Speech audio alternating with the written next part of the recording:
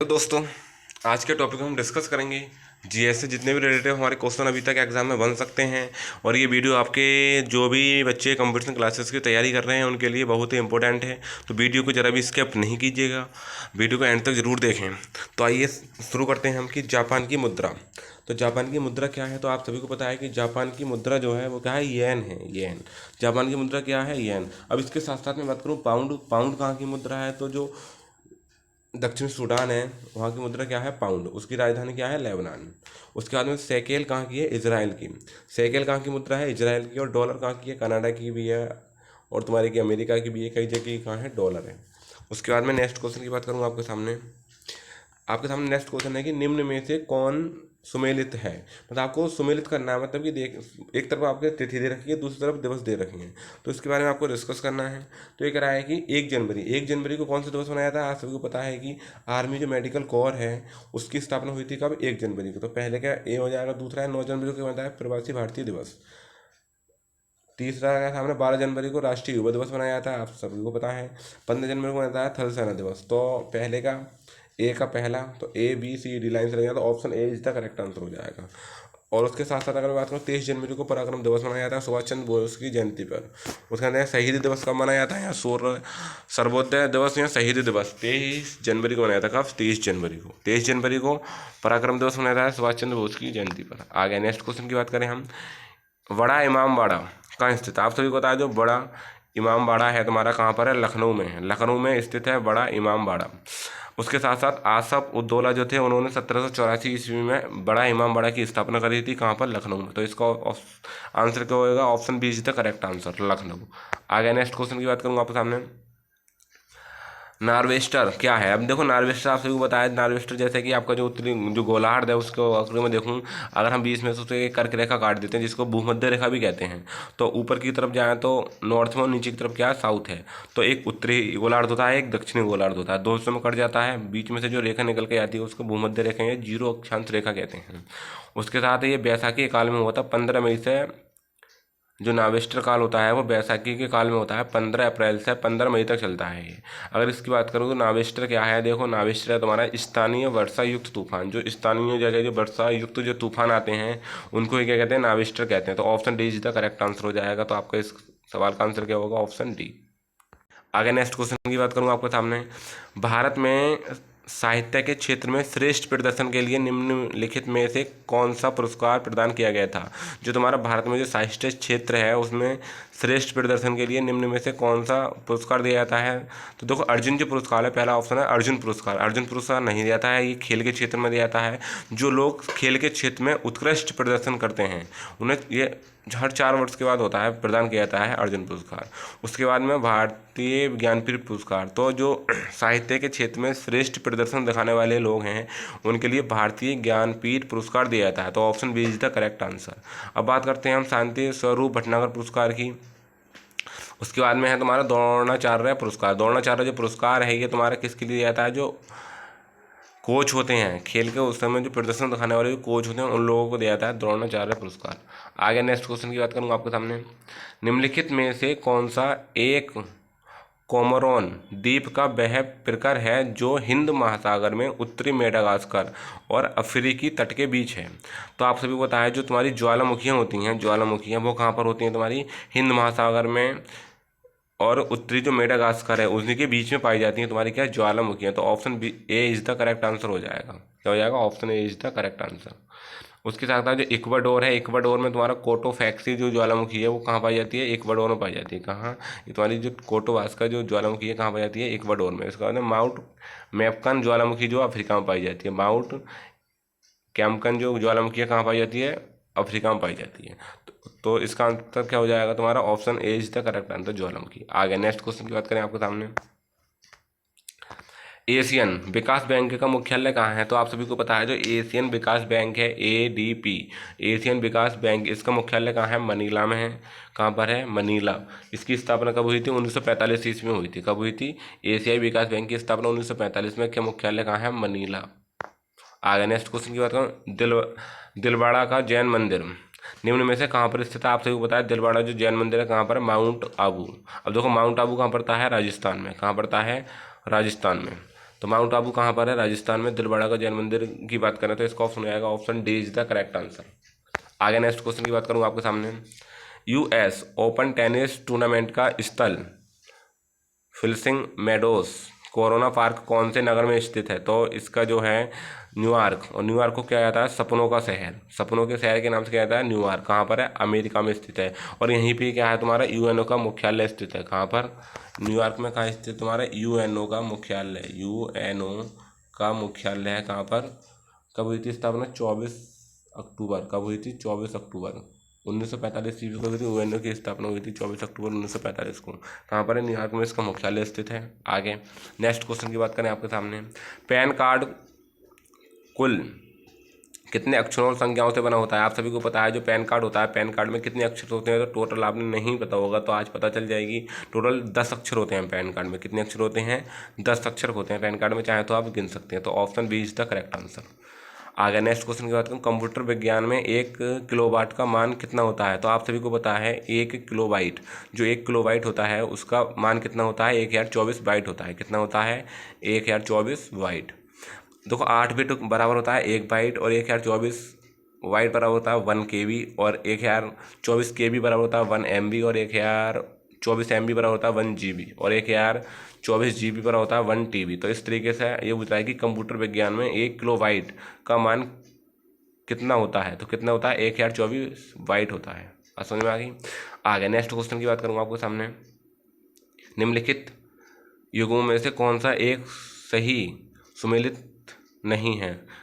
अब देखो इसमें जो गलत है वो आपको चॉइस करना है। तो ये कह रहा है कि गोरा जो गोरान इवानेसिंच है वो कहाँ पर है? क्रोशिया में है। कहाँ पर है? क्रोशिया में। सही बात है। ये कह रहा है मरात जो साफिन है वो कहाँ है? रूस में है। ट्रोड मार्टिन जो है कहाँ पर है? USA में है।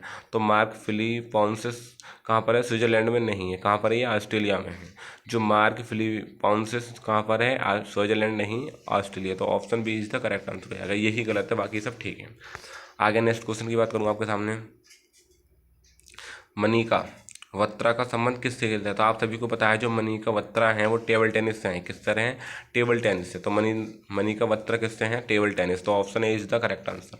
आगे नेक्स्ट क्वेश्चन की बात करूँगा आपके सामने। निम्न में से किसे जापान का मानचेस्टर कहा जाता है? तो देखो जापान का जो मानचेस्टर है वो ओसाका को कहा जाता है, और भारत का मानचेस्टर किसे कहा जाता है? अहमदाबाद को। तो भारत का जो मानचेस्टर है वो किसे कहा जाता है? अहमदाबाद को। और जापान का मानचेस्टर किसे कहा जाता है? ओसाका। तो option B is the correct answer हो जाएगा इसका। उगते हुए सूरज की धरती किसे कहा जाता है? और तो उगते हुए सूरज की धरती किसे कहा जाता है? फिर उत्तर भारत का मानचेस्टर। तो देखो उत्तर भारत जो उसका मानचेस्टर किसे जाता है? कानपुर को कहा जाता है। किसे कहा जाता है? कानपुर को कहा जाता है। और कानपुर कहाँ पर है? उत्तर प्रदेश में। तो उगते सूरज की धरती किसे कहता है? ये आपको कमेंट बॉक्स में करके बताना है कि उगते हुए सूरज की धरती किसे कहा जाता है। इसका आंसर आपको कमेंट बॉक्स में देना है। आगे नेक्स्ट क्वेश्चन की बात करूँ आपके सामने। किसी मानक फ्लॉपी डिस्क में कितना डाटा भरा जा सकता है? मान लो कोई मानक फ्लॉपी डिस्क है, उसमें आप लगभग कितना डाटा भर सकते हैं? तो option B is the correct answer. मतलब 1.44 MB तक का आप किसी भी मानक जो फ्लॉपी डिस्क है उसमें डाटा भर सकते हैं। तो option B is the correct answer. आगे नेक्स्ट क्वेश्चन की बात करूं। नेटवेयर एक कंप्यूटर नेटवर्क ऑपरेटिंग सिस्टम है जिसे खालिस्तान द्वारा विकसित किया जा सकता है। तो ये जो क्वेश्चन है आपके सामने दिल्ली पुलिस 2021 में पूछा गया था कि नेटवेयर एक कंप्यूटर नेटवर्क ऑपरेटिंग सिस्टम है जिसे खालिस्तान द्वारा विकसित किया जाता है। जो खालिस्तान है ब्लैक डैश है, इसकी जगह बताना है आपको क्या आएगा। तो क्या है? ये एक नोवेल है। क्या है? नोवेल। तो option C is the correct answer हो जाएगा इसका। आगे नेक्स्ट क्वेश्चन की बात करें। सोनार का पूरा नाम क्या है? तो आपको बताना है सोनार। सोनार का पूरा नाम क्या है? देखो सोनार का मतलब जल है। सोनार को क्या कहते हैं? जल कहते हैं। जल या पानी, इसको ही सोनार कहते हैं। तो सोनार को कहते हैं जल या पानी भी सोनार को कहते हैं। अब ये कह रहा है सोनार का पूरा नाम क्या है? Sound navigation and ranging. क्या है? Sound navigation and ranging. Option C is the correct answer हो जाएगा इसका। आगे नेक्स्ट क्वेश्चन की बात करूंगा आपके सामने। भारतीय सशस्त्र बलों में ऑपरेशन मेघदूत का संचालन कहाँ करा गया? तो आप सभी को पता है, मैंने ऑपरेशन सशस्त्र के बारे में एक दिन बताया था आपके बारे में। तो ये कह रहा है कि जो भारतीय सशस्त्र बल हैं उनमें एक ऑपरेशन चलाया गया था, ऑपरेशन मेघदूत का संचालन कहाँ पर किया गया था? तो जो सियाचिन है, सियाचिन पर इसका संचालन करा गया था। कब? 1984 ईस्वी में। कब कराया गया था? 1984 ईस्वी में कराया था, ऑपरेशन मेघदूत सियाचिन में। आगे नेक्स्ट क्वेश्चन की बात करें आपके सामने, राष्ट्रीय मानवाधिकार आयोग के 8वें अध्यक्ष कौन है? तो जो राष्ट्रीय मानवाधिकार आयोग के जो 8वें अध्यक्ष हैं कौन बनाए गए हैं? तो आपको इसका आंसर कमेंट बॉक्स में लिख के देना है, क्या बनाए गए हैं। फिर आगे है पीवी सिंधु कौन है? तो आप सभी को पता है भारतीय बैडमिंटन चैंपियन, मतलब भारतीय जो बैडमिंटन है उसकी सबसे बोले तो सबसे बड़े खिलाड़ी हैं उसकी, जो भारतीय बैडमिंटन चैंपियन है उसकी कौन है? पीवी सिंधु है। आगे नेक्स्ट क्वेश्चन की बात करें, अभिनव बिंद्रा किस खेल से संबंधित हैं? तो अभिनव बिंद्रा किससे? कुश्ती, बैडमिंटन, जिम्नास्टिक किससे हैं? तो अभिनव जो बिंद्रा है उनका संबंध किससे है? निशानेबाजी से। निशानेबाजी में सबसे श्रेष्ठ खिलाड़ी हैं, सबसे बढ़िया अभिनव बिंद्रा। आगे, भारत की पहली 3D animation film Delhi safari किसके द्वारा निर्देशित की गई थी? आपके सामने जो क्वेश्चन आएगा वो है कि भारत की जो पहली 3D एनिमेशन फिल्म थी दिल्ली सफारी किसके द्वारा निर्देशित की गई थी? तो option C is the correct answer, Nikhil Advani. जो निखिल आडवाणी है उनके द्वारा दिल्ली सफारी जो फिल्म है उसका उद्घाटन करा गया था। आगे बात करते हैं, इंदिरा गांधी परमाणु अनुसंधान केंद्र कहाँ अवस्थित है? तो जो इंदिरा गांधी परमाणु अनुसंधान केंद्र है कहाँ पर अवस्थित है? कलपक्कम पर स्थित है। Option C is the correct answer. आगे बात करें, चिकित्सक दिवस किस स्थिति को मनाया जाता है? तो जो चिकित्सक दिवस की बात करें, जीएसटी दिवस की बात करें, 1 जुलाई को मनाया जाता है। कब मनाया जाता है? 1 जुलाई को। 1 जुलाई को मनाया जाता है। जहाँ तो चिकित्सक दिवस की बात करें या जीएसटी दिवस की बात करें, उसके साथ साथ जो 11 जुलाई है उसको मनाया जाता है विश्व जनसंख्या दिवस। हर साल विश्व जनसंख्या दिवस का मनाया जाता है 11 जुलाई को। उसके बाद में 26 जुलाई की बात करें, 26 जुलाई को कारगिल दिवस मनाया जाता है। 26 जुलाई 1999 ईस्वी को कारगिल पर विजय पाई थी हमारे यहाँ की आर्मी सेना ने, उसी के उपलक्ष्य में हम क्या बनाते हैं? कारगिल दिवस मनाते हैं 26 जुलाई को। साथ ही साथ स्मृति दिवस भी मनाए जाते हैं। अब बात करें एसबीआई की स्थापना कब हुई थी? 1 जुलाई को। जो एसबीआई है उसकी स्थापना भी किस को हुई थी? 1 जुलाई को हुई थी, 1955 में। आ गया नेक्स्ट क्वेश्चन की बात करूँगा आपके सामने। इसमें बताना है तुम्हारा मैच करना है, मतलब सुमेलित करना है। तो पहला है तुम्हारा ए है भटनागर पुरस्कार। भटनागर पुरस्कार किसके उपलक्ष्य में दिया जाता है? तो आप सभी को पता है भटनागर पुरस्कार विज्ञान के क्षेत्र में दिया जाता है। किसके क्षेत्र में? भटनागर पुरस्कार विज्ञान के क्षेत्र में। उसके बाद में ऑप्शन जो तुम्हारा सी है, दादा साहेब फाल्के पुरस्कार कहाँ पर? फिल्म के क्षेत्र में। तो सी पर पहला आना चाहिए। तो पहला है, देखो अब सी पर पहले की बात करूँगा, देखो ये तो गलत हो गया, बी ऑप्शन ये तो हो ही नहीं सकता। आगे पहला यहाँ पे ये भी गलत हो गया, तो सी पे क्या आना चाहिए? पहला आना चाहिए। तो चौथा हो सकता है या पहला हो सकता है। आगे देखें हम, और देखो भटनागर पुरस्कार किस में मनाया जाता है? साहित्य के क्षेत्र में। तो ये भी गलत हो गया है। तो पहला क्या आएगा? D. Option D is the correct answer हो जाएगा इसका। पहला आएगा तुम्हारा भटनागर पुरस्कार साहित्य के क्षेत्र में। उसके बाद में BC राय पुरस्कार दिया जाता है तुम्हारा विज्ञान के क्षेत्र में। दादा साहेब का पुरस्कार दिया जाता है फिल्म के क्षेत्र में। उसके साथ तुम्हारा गणधर्व पुरस्कार माना जाता है तुम्हारा औषधि के क्षेत्र में। इस तरीके से आप इसका आंसर दे सकते हैं। आगे नेक्स्ट क्वेश्चन की बात करूँगा आपके सामने। जनगणना 2011 के अनुसार सर्वाधिक साक्षरता दर वाला राज्य कौन सा है? जो जनगणना 2011 हुई थी उसके अनुसार सर्वाधिक साक्षरता वाला राज्य कौन सा है? तो केरल। पहला कौन सा? केरल, फिर मिजोरम, फिर गोवा, फिर त्रिपुरा। 3 राज्य हैं सबसे अधिक साक्षरता वाला। उसके बाद में बिहार सबसे कम। आगे बात करते हैं, ये कह रहा है कि किस मंदिर के तहखाने से प्राप्त विपुल संपदा के आधार पर भारत के सबसे धनी मंदिर होने का अनुमान लगाया गया है? मतलब कि जो मतलब ये कह रहा है किस मंदिर को तहखाने से प्राप्त विपुल संपदा के आधार पर भारत के सबसे धनी मंदिर होने का अनुमान लगाया गया है? किसको? तो केरल में एक मंदिर पड़ता है तुम्हारा श्री पद्मनाभ स्वामी मंदिर। श्री पद्मनाभ स्वामी मंदिर है, इसको कहाँ पर है? केरल में है। इसको क्या करा गया है? सबसे धनी मंदिर होने का अनुमान लगाया गया है। आगे नेक्स्ट क्वेश्चन की बात करूँ, भारत के किस क्षेत्र को छोटा तिब्बत कहा जाता है? तो आप सभी को पता है जो हिमाचल प्रदेश है, option C is the correct answer. इसको ही कहा जाता है तुम्हारा भारत के क्षेत्र को छोटा तिब्बत कहा जाता है। उसके साथ में देखो सुपर टैट की तैयारी अगर हम करें तो सुपर टैट में भी आपको क्वेश्चन आया वो आया था, NES में KVS में पूछा गया था। सीटेट जो अभी तुम्हारा सीटेट का पेपर हुआ है उसमें भी पूछा गया था, और टेट के साथ साथ टेट में भी पूछा गया था। ये जितने भी क्वेश्चन हैं उनमें पूछा गया था। जो भी स्टूडेंट इनकी अभी तैयारी कर रहे हैं हाल ही में, तो ये क्वेश्चन आगे पूछा जा सकता है एग्जाम में कि भारत के किस क्षेत्र को छोटा तिब्बत कहा जा सकता है। तो याद रखना है किसको कहा जाता है, हिमाचल प्रदेश को कहा जाता है। तो option C is the correct answer.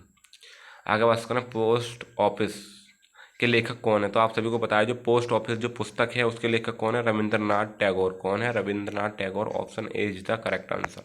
आगे नेक्स्ट क्वेश्चन की बात करूँ आपके सामने, टेहरी बांध परियोजना में निम्नलिखित जलाशय का क्या नाम था। जो टेहरी बांध परियोजना थी उसमें निम्नलिखित जलाशय का क्या नाम रखा गया था। तो जो टेहरी बांध परियोजना है इसके साथ स्वामी राम तीर्थ सागर, जो स्वामी राम तीर्थ सागर थे उनके ही नाम पर टेहरी बांध परियोजना निर्मित जलाशय का नाम रखा गया था।